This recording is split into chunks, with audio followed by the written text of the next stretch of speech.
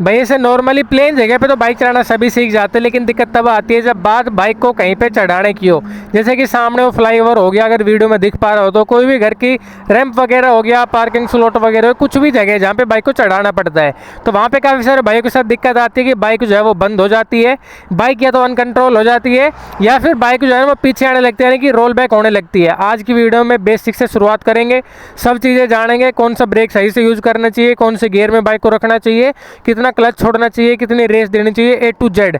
Last में इन सभी चीज़ों को मैं आपको फिर प्रैक्टिकल करके दिखाऊंगा ताकि आपको बहुत अच्छे से समझ में आ सके। तो वीडियो बहुत इंटरेस्टिंग होने वाली, वीडियो को लास्ट तक जरूर देखना। बाकी चलिए अपनी वीडियो को शुरू करते हैं। वीडियो शुरू करने से पहले एक मैं आपको चीज़ बताता हूँ जो आपको यहाँ पे ही नहीं, कहीं पे भी अगर आपकी बाइक बंद होती है ना तो हर जगह वो काम आएगी। देखो, इग्निशन को कर लेता हूँ ऑन। सबसे पहले बाइक को न्यूट्रल गियर में लगा के, जो कि आगे की तरफ लगता है, स्टार्ट मैंने कर लिया है। ठीक है, अब एक चीज़ होती है, आपको बाइक आगे बढ़ाने के लिए क्या करना पड़ता है कि क्लच दबाओगे, एक बार पीछे दबाओगे, पहला गियर लग गया। अब जब आप अपनी बाइक के क्लच को धीरे धीरे छोड़ते हो तो एक पॉइंट के बाद आपकी जो बाइक है ना वो आगे बढ़ना शुरू करती है। यहाँ पे हल्की सी चढ़ान शुरू हो रही है, लेकिन यही चीज़ अगर मैं प्लेन जगह पे ट्राई करना तो मेरी बाइक आगे बढ़ने लग जाती है बिना किसी एक्सीलरेशन के। इस चीज़ को बोलते हैं बाइटिंग पॉइंट, यानी कि आपकी जो बाइक है ना वो इस पॉइंट के बाद आगे बढ़ना शुरू करती है। इसी को बोलते हैं भाई बाइटिंग पॉइंट, फ्रिक्शन पॉइंट भी आप कह सकते हो। देखो फिर से करके दिखाता हूँ। ठीक है, बाइक का फर्स्ट गियर में क्लच को मैंने कंप्लीटली दबा रखा है। अब जब मैं इसको धीरे धीरे छोड़ना शुरू कर रहा हूँ ना क्लच के बाइटिंग पॉइंट को, तो मेरी बाइक हल्की सी आगे बढ़ रही है। ठीक है, इस चीज़ की आपको अच्छे से प्रैक्टिस कर लेनी है पहले प्लेन जगह पे, क्योंकि बहुत ज़्यादा रोल होने वाला है पूरी वीडियो में इस पॉइंट का। ठीक है, अब आपको जीरो से शुरुआत कैसे करनी है, इसमें आपको बहुत कुछ सीखने की जरूरत नहीं, बस एक्सीलरेशन है ना वो सही टाइम पे देना है। जब आप क्लच को बाइटिंग पॉइंट तक छोड़ो उस टाइम पे सही से एक्सीलरेशन देना है और ज़रूरत के हिसाब से एक्सीलरेशन को बढ़ाते जाना है। देखो दिखाता हूँ, यहीं से लगभग हमारी चढ़ाई शुरू हो जाती है। भाई कैमरे में ना थोड़ा दिखता कम है, बाकी वो आप अपने हिसाब से मैनेज कर लेना। अब देखो क्लच को दबाया, एक बार पीछे दबाता हूँ, पहला गियर लग गया। धीरे धीरे इसको हटा देता हूँ, आपको अच्छे से दिखेगा।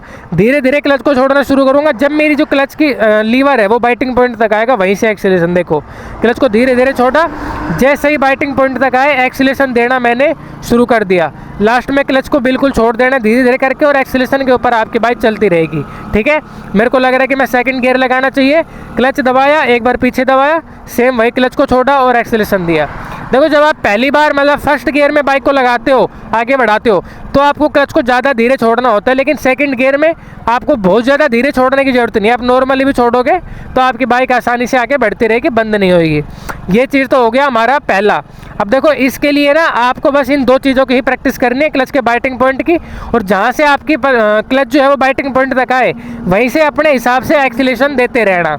अब हम बात करते हैं कि अगर हमारी बाइक बिल्कुल बीच में ऐसे रुक जाए तो कैसे हमें बाइक को कंट्रोल करना है।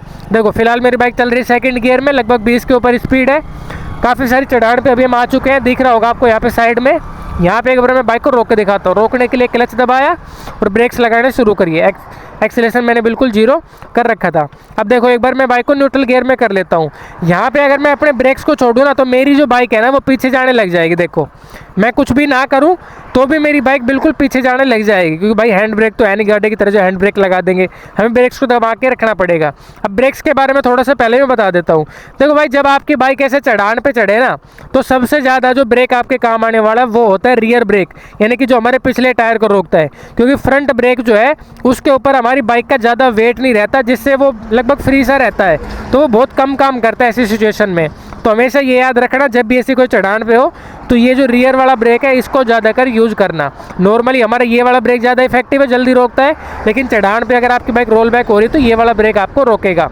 ठीक है, आपकी बाइक को रोकेगा। अब यहाँ से हमें आगे कैसे बढ़ाना है, क्योंकि यहाँ पे ब्रेक भी लगा के रखना है। अगर ब्रेक को छोड़ देंगे तो बाइक पीछे जाएगी, तो यहाँ पे आपको तीनों चीज़ों के कॉम्बिनेशन करने पड़ेंगे, क्लच के भी, एक्सीलरेशन के भी और ब्रेक से भी। देखो दिखाता हूँ, रियर ब्रेक दबा रखा है, क्लच को भी मैं फ्रंट ब्रेक लीवर को भी दबा लेता हूँ, क्योंकि इस साइड से मेरे को गियर लगाना, तो एक बार वो पैर मेरे को नीचे रखना पड़ेगा। ठीक है, क्लच दबाया और यहाँ पे मैंने ये पहला गियर लगाया। अब यहाँ पे मेरे को क्या करना पड़ेगा, इस वाले में लीवर को छोड़ दूंगा, फ्रंट वाले लीवर को, पैर रख लिया मैंने नीचे वाले पे। ठीक है, एक काम मेरे को हल्का सा क्या करना है, थोड़ा सा एक्सीलरेशन पहले ही दे लेता हूँ ताकि मेरी बाइक बंद ना हो, क्योंकि देखो अगर आप थोड़ा सा क्लच पहले छोड़ोगे तो आपके जो क्लच प्लेट्स हैं ना उनमें नुकसान हो सकता है, लेकिन इससे कोई नुकसान नहीं होएगा। हल्का सा एक्सीलरेशन पहले ही दिया, आवाज़ चेंज हुई। अब मेरे को क्लच भी एक साथ छोड़नी है और ब्रेक भी एक साथ छोड़ते रहना है, और जैसे बाइटिंग पॉइंट तक मेरी जो क्लच आ जाए ब्रेक को बिल्कुल छोड़ दूंगा, क्योंकि वहाँ पर मेरी बाइक पीछे नहीं जाएगी। हल्का सा एक्सीलरेशन लिया पहले ही, ठीक है, क्लच को भी छोड़ता जाऊंगा, ब्रेक को भी छोड़ता जाऊंगा। 1 इंच भी मेरी बाइक जो है ना भाई वो पीछे नहीं जाएगी, चाहे मैं कुछ कर लूँ। ठीक है, ये सबसे सही तरीका है अगर आपकी बाइक रोल बैक हो रही है, अगर आपकी बाइक बीच चढ़ान में रुकी हुई है तो। ठीक है, उम्मीद करता हूँ ये दोनों ट्रिक, ये दोनों तरीके आपको बहुत अच्छे से समझ में आए होंगे। अब एक भाई का ना भाई कमेंट आया था, वो इसी वीडियो में क्लियर कर देता हूँ।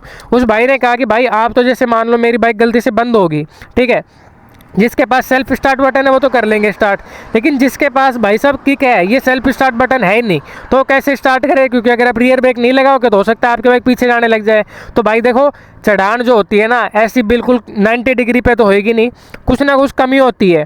तो आपको क्या करना है, जब आप अपनी बाइक को रोको तो रियर ब्रेक से रोक लो, लेकिन फिर क्या करना है आपको ना, अपने जो पैर हैं इन दोनों को टेकना है ज़मीन पे, और इन दोनों हाथों से अपनी बाइक को थोड़ा सा आगे की तरफ पुश करके रखना है, ताकि आपकी बाइक पीछे जाए नहीं जाए, सॉरी माफ़ कर देना भाई। ये इसलिए होता है क्योंकि आप जो रियर ब्रेक है उससे तो पैर हटाना ही पड़ेगा, बाइक किक भी लगाओगे तो आपको अपने बॉडी से हल्का सा अपने बाइक को ऐसे आगे पुश करके रखना है, आपकी बाइक पीछे नहीं जाएगी। ठीक है, देखो करके दिखा देता हूँ। यहाँ से किया बाइक को न्यूट्रल में, इग्निशन को ऑन, ये दिया किक, ब्रेक ये फ्रंट वाला दबा के रखना है, ऐसा नहीं कि उसको छोड़ देना है। फ्रंट वाला ब्रेक लगा के रखो और हल्का सा बाइक को आगे पुश करके रखो। देखो ये लगाई मैंने किक और बाइक होगी भाई साहब हमारी स्टार्ट। फिर से वही मैं आपको करके दिखा देता हूँ, आपको और अच्छे से समझ में आ जाएगा। क्लच को दबाया, एक बार पीछे दबाया। अब देखो, अगर नॉर्मली मैं ब्रेक से हाथ पैर हटा लूँ ना तो मेरी जो बाइक है ना वो पीछे जाने शुरू हो जाएगी। ठीक है, अब मैं आपसे फिर से वही चीज़ बता देता हूँ कैसे आपको रोल बैक बिना किए अपनी बाइक को आगे बढ़ाना है। देखो हल्का सा एक्सेलेरेशन पहले दिया, चलो ये तरीका छोड़ो, मैं एक और तरीका आपको बता देता हूँ।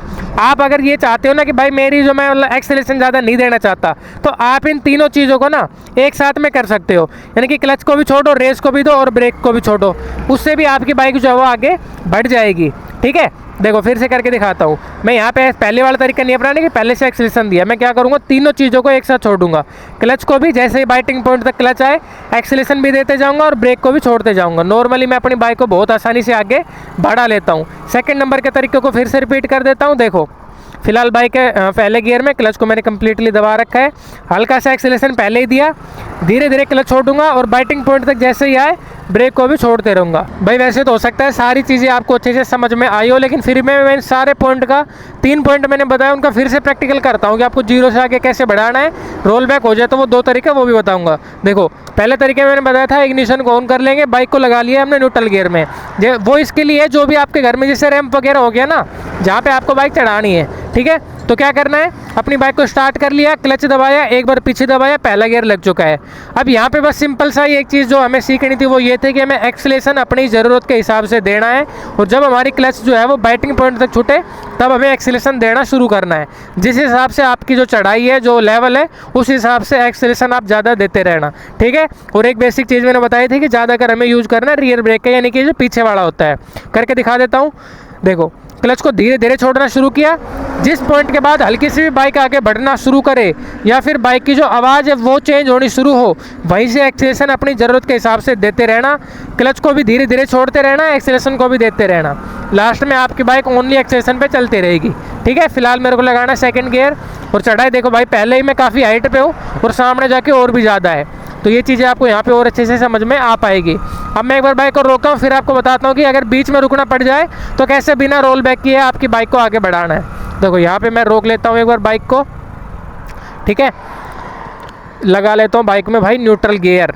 अब देखो 2 तरीके मैंने बताए थे, पहला बताता हूँ। क्या करना है, रियर ब्रेक के ऊपर पैर रखना है, हल्की सी एक्सेलेरेशन पहले ही दिया, देखो ठीक है, आवाज़ चेंज हुई बाइक की, क्लच दबाया और एक बार गियर लगा लिया। ठीक है, अब क्या करना है, मेरे को एक्सेलेरेशन तो पहले से ही दे रखा है तो बाइक बंद होने का तो काम ही नहीं है। क्लच को भी छोड़ते जाऊंगा, जब बाइटिंग पॉइंट तक लगभग आनी शुरू हो तो ब्रेक्स को भी छोड़ता रहूँगा और क्लच को और ज़्यादा छोड़ता जाऊँगा। देखो एक्सेलेरेशन दे रखा है ना, क्लच को छोड़ा और ब्रेक को भी छोड़ता गया और क्लच को भी और छोड़ता गया, मतलब कोई सेंस ही नहीं है कि आपकी जो बाइक है वो पीछे जाए। ठीक है, ये हो गया हमारा पहला तरीका रोल बैक ना करने का बाइक। दूसरा तरीका मैं बता देता हूँ। देखो उसमें मैंने क्या बताया था कि आप तीनों चीज़ों को कॉम्बिनेशन एक साथ कर सकते हो, यानी कि क्लच को भी, एक्सेलेरेशन को भी, ब्रेक्स को भी। पर इसमें थोड़ा सा नुकसान हो सकता है क्योंकि आपकी जो क्लच प्लेट्स है ना वो थोड़ी मतलब बर्न हो सकती है। फिर भी मैं एक बार बता देता हूँ, क्लच को भी छोड़ते जाऊँगा, एक्सेलेरेशन को भी देता जाऊँगा नॉर्मली, और ब्रेक्स को भी मतलब छोड़ते जाऊँगा। यहाँ पे भी मेरी बाइक बिल्कुल आगे आराम से बढ़ती रहेगी। अब मैं आपको बता देता हूँ कि भाई साहब गियर का कैसे आपको ध्यान रखना है। देखो अगर आपकी बाइक में से बहुत ही ज़्यादा वाइब्रेशन आ रही है तो आप अपनी बाइक को क्या कर लो, अप शिफ्ट कर लो, यानी कि अगर पहले में चल रही है तो दूसरे में कर लो। लेकिन फिर अगर आपको लग रहा है ना कि आपकी बाइक की जो आवाज़ है वो कम पड़ रही है, यानी कि बाइक का दम घुट रहा है देसी भाषा में कहूँ, तो आपको ना गियर ज़्यादा चेंज करने की ज़रूरत नहीं है। अगर आपको लग रहा है कि ज़्यादा ही दिक्कत हो रही है बाइक में, बाइक की आवाज़ ज़्यादा ही डाउन जा रही है, तो गियर को डाउन शिफ्ट कर लो। लेकिन अगर आपको लग रहा है कि नॉर्मल सही है, बाइक चल रही है, तो कोई दिक्कत नहीं है भाई, ठीक है। बस ये चीज़ आपको ध्यान रखनी है, और कोई बहुत ज़्यादा चीज़ भाई यहाँ पे सीखने की है नहीं। बस आपको जितनी ज़्यादा प्रैक्टिस करोगे उतनी जल्दी आप ये चीज़ सीख पाओगे। बाकी ये वीडियो ना भाई बहुत ज़्यादा रिस्क लेके मैं बना रहा हूँ। देखो जैसे पीछे से डंपर आ रहा है ना, तो बिल्कुल यहाँ पे पास में से जा रहा है। अब मान लो मैं यहाँ पे वीडियो बना रहा हूँ, अगर कोई और इसके पास से ओवरटेक करे, बाइक वाला ही हो बेशक, तो भाई एक्सीडेंट हो सकता है। तो वीडियो को थोड़ा सा लाइक कर देना, चैनल को सब्सक्राइब कर लेना। कुछ भी चीज़ समझ में ना आती हो तो भाई कमेंट बॉक्स में बता देना, उसके ऊपर बहुत जल्दी मैं शॉर्ट वीडियो लाने के लिए ट्राई करूँगा। शेयर कर देने से दोस्तों के साथ जो बाइक चलाना सीख रहे हैं या फिर सीखना चाहते हैं।